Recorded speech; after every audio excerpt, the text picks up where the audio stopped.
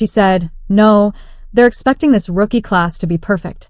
This rookie class isn't even one of the best rookie classes in the last 10 years, but they've been put out to be that. I am man. Kevin Clark has outshined UConn and fully teasing Geno Auriemma, who once preferred Paige buckets over Caitlin Clark. And look, Clark has become a phenomenon in both her Division I college basketball career and her rookie year alike in the WNBA. Now this fact naturally trolls one of the most famous personalities in women's basketball. I'm talking about Geno. Here's the thing, man. He criticized Clark in the past, every time he got the chance to, and tried to belittle her abilities. When I just do the straight shook because his top choice is not the top choice for the public, but hey man, ain't no take-backs in basketball. I think she's handling great. I think she talks a lot and she gets a lot of back. So she deserves everything she gets because she gives it as good as she gets. She's just not built for the physicality of this league. When you get your head around women's college basketball, one thing that you can't forget is that UConn is a gold standard, right? Geno was building for dominance to take over the court and own it, but times change. And so's the team. UConn is now struggling to fill seats and Geno, yeah, he's watching his once untouchable legacy get overshadowed by Caitlin Clark, a player who's turning heads, breaking records, and packing arenas. Even after she graduated both, sports-wise and non-sports-wise, right? We are in a red-blue. And if you're red, you can't agree with blue. And if you're blue, you can't agree with red. Not too long ago, UConn games were events. Fans traveled from everywhere to catch superstars like Diana Taurasi and Maya Moore in action. Now back then, sellouts weren't just expected. They was guaranteed. Now fast forward to now, though. And it's like the air has been let out of the Huskies' balloon case in point. A game in the Bahamas recently pulled a crowd of, wait for it, 567 people. Ouch, man. 567, but nobody's printing, Diana Taurasi was right. This kid's on the wrong team. She's got the wrong skill set. They handle the physicality of that league, and she's a rookie. Not. Sure, y'all could say, well, it's the Bahamas. Maybe people were too busy sipping cocktails, but this is not a one-off thing. Attendance for UConn home games just plummeted, averaging just 4,000 to 6,000 fans for a program with a prestige at UConn. Now that's kind of unheard of. Meanwhile, over in Iowa, the Hawkeyes are living in a different universe. Even without Caitlin Clark on the court, they're still averaging 15,000 fans per game. Now that's more than double a UConn's best numbers. And you got to wonder how much of that loyalty and excitement is thanks to the Caitlin Clark effect. She said, no, they're expecting this rookie class to be perfect.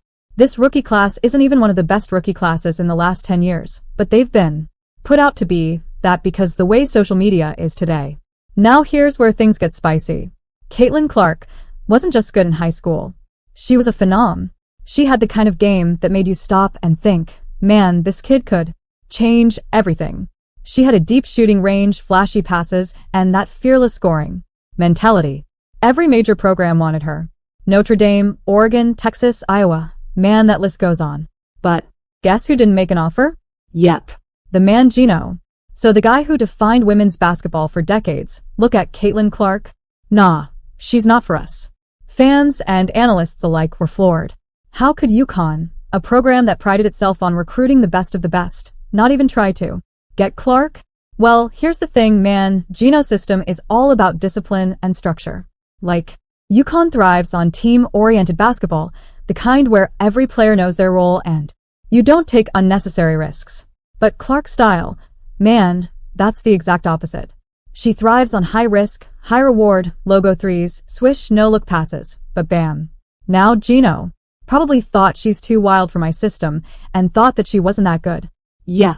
She's not quick enough to get away from the physicality. So there's a lot of learning curve, like Diana said. And when she gets it, she has elite skills that are going to really help her. Yeah. But she needs to be on a better team, and she needs to be more experienced. But what he didn't like to see is players like Clark or exactly what today's fans want to see. She's exciting. She's unpredictable. She's electric, and Geno underestimated just how much of an impact that would have. Even some of UConn's greatest stars have admitted that Clark wouldn't have fit in Geno's playbook. Sue Bird once joked, if Caitlin Clark played for Geno, would he let her shoot logo threes? Diana Taurasi saying, hell no. He didn't even let us dribble, but for these ridiculous fans who had her slotted as the next Diana, now they're out of their mind. And for these people that are waiting outside the bus for the Chicago Sky team, what do we become, a third world soccer country? But what was Geno's reason for passing on? Clark? Well, he'd already recruited Paige Buckers, and he thought Paige was the better fit. Look, to be fair, man, Paige is a phenomenal player, but imagine if he had recruited both. I mean, look, imagine a backcourt with Paige's precision and Clark's explosiveness. It could have been the dream team to revitalize UConn's dynasty. Instead, Clark ended up at Iowa, a school not exactly known for basketball dominance. Well, man, she didn't thrive there. She transformed that entire program. By her sophomore year, she was breaking records. By her junior year, she led Iowa to the Final Four. Now, fans who had never even cared about women's basketball was suddenly glued to their screens just to see what she would do next. 500 people. They are playing in what looks to be, you can see there's a stage. Oh my God. They're not even playing on a basketball like in a basketball gym. They're literally playing in like what looks to be an auditorium. So here we are. UConn is struggling to keep fans interested. Iowa, on the other hand, is enjoying the unlimited support of a fan base that Caitlin Clark built. Geno's got to be wondering what if he had seen the potential in Clark? What if he had taken a chance on her free-flowing style of play? Now one thing's for sure, Caitlin Clark is reshaped women's basketball in a way that few players ever have. And Geno, well, he's left grappling with a legacy that suddenly feels a lot less untouchable. I almost bet you anything that this dude's struggling to accept her greatness. Geno's comment that she brings it all on herself sidesteps a bigger issue. So let's rewind to the 2024 NCAA final. For UConn versus Iowa, a matchup that wasn't just a game. It was a showdown of errors. For decades, UConn had set the gold standard of women's basketball, dominating headlines and championships alike. But that night, Caitlin Clark flipped the script. She didn't just lead Iowa to victory. She dismantled UConn, leaving no question about who the best player on the court was. Fans watched in awe as Clark put on a masterclass, submitting her place in history while inadvertently making Geno the face of one of basketball's biggest what-ifs. But the dude still kept on bashing Clark. It's why she's getting knocked around so much on the court. It's like telling someone, hey, if you just kept quiet, people wouldn't have a problem with You. Now y'all can't say that it was merely a loss on the court for UConn, right? It was a little bit symbolic, a passing of the torch. For years, the Huskies was the epicenter of women's basketball.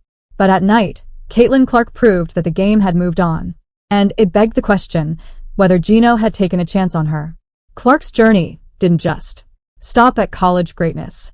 When she declared for the WNBA draft, the chatter didn't die down. It amplified. But Geno, the dude, didn't hold back. On a talk show, he dismissed her chances of success, questioning her physicality and decision-making. She's just not built for the WNBA, he claimed. Those deep threes and circus shots won't fly against tougher defenders. A lot of critics lined up behind him, painting Clark as a player whose flashy college dominance wouldn't translate to the pros. Even Tarazzi, one of UConn's most celebrated alumni, added fuel to the fire, suggesting that Clark might have a rude awakening in the league. But Clark, man, she didn't waste time clapping back. She kept quiet and let her game speak louder than any soundbite ever could. And for everybody who talked about, oh, she's just a shooter, she's already set the all-time rookie assist record for somebody who's the greatest scorer in college basketball history. What followed was nothing short of extraordinary. Clark's rookie season with the Indiana Fever performance was really historic, averaging 19.2 points, 8.4 assists, and 5.7 rebounds per game. She became the clear rookie of the year. She led the league in assists, guided her team to its first playoff appearance in nearly a decade, and racked up multiple triple-doubles. Something no other rookie in WNBA history had done. Social media had a field day. Memes of Geno's old quotes flooded timelines, paired with Clark's highlight reels. One viral post summed it up perfectly. This age like milk. Another, accompanied by Clark's Rookie of the Year trophy, simply read, talk less, watch more, Geno. Caitlin Clark is a phenomenon. And if I said to any of these people who think Caitlin Clark is not the Rookie of the Year, I'd say, Who would you want to start your franchise with? now I'm not going to put Asia Wilson in there.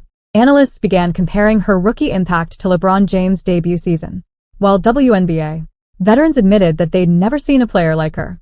Caitlin not only met expectations, she was obliterating them, all while filling arenas and becoming the face of the league's next generation. And then the plot twist: the same Geno who had publicly doubted Clark began singing her praises. Suddenly, he was calling her a game changer, a generational talent, and even better than Paige. Fans were baffled. Was this genuine admiration, or was something else at play here? I think one of the things that makes Caitlin Clark, who she is the way she is with people. She connects with people and people connect with her. Now she talks a lot of shit on the court. Alright, believe me. The timing of his newfound appreciation and revelation about Clark to raise some eyebrows. This coincided with his involvement in Unrivaled, a new 3-on-3 basketball league founded by WNBA stars like Rihanna Stewart and Nafisa Kalian.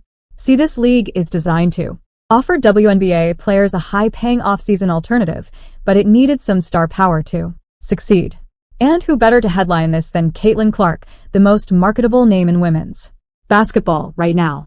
Reports revealed that Unrivaled made an aggressive push to recruit Clark, allegedly offering her a deal worth $1 million. Now fans speculated endlessly with cryptic social media hints about her jersey number fueling the hype. But when the roster was announced, Clark's name wasn't nowhere to be found. Now her decision to decline left Geno visibly frustrated, according to some insiders. Memes of his earlier criticisms combined with Clark's rejection spread like wildfire. And while viral posts read, "Geno bet the house on Clark," she said no. She has decided not to do Unrivaled, even though Aaliyah Boston's doing it. Lexi Hull is doing it. Kate Martin is doing it. And despite all the rumors, and I'm sure the push that was put on her. So, why exactly did she turn them down? Well, insiders revealed that it was a simple choice: rest, recovery, and relaxation. Look, man, she had a grueling senior season at Iowa and a historic rookie year in the WNBA. She decided she was going to prioritize recovery over more basketball. I mean, just look at how much she was bullied and poked and prodding and knocked around in the WNBA. You really think she wants to risk getting injured in the offseason? Her decision was not based on personal issues, but it's the practical basis of her own philosophy of the game. But you got to look at Geno, man. He didn't take it as just another missed opportunity. He took it as both a blow to his investment and his legacy, and a little bit of his ego. Without Clark, Unrivaled faces a steeper climb to captivate fans. And for the UConn faithful, it's a harsh reminder of what could have been. Meanwhile, Clark's decision sent a powerful message. She's in control of her career by choosing rest and prioritizing her health. She's showing the success isn't about saying yes to every opportunity. Sometimes it's about knowing when to say no. Now Clark's story isn't just about one player dominating the sport. It's about reshaping an entire narrative from being overlooked by the most iconic coach in women's basketball to becoming the face of the WNBA. She has defined her own path. Her influence extends beyond the court, inspiring a new generation of players and fans alike. One Caitlin Clark is going to be enough to take this where it needs to go. It's not or one Paige Beckers.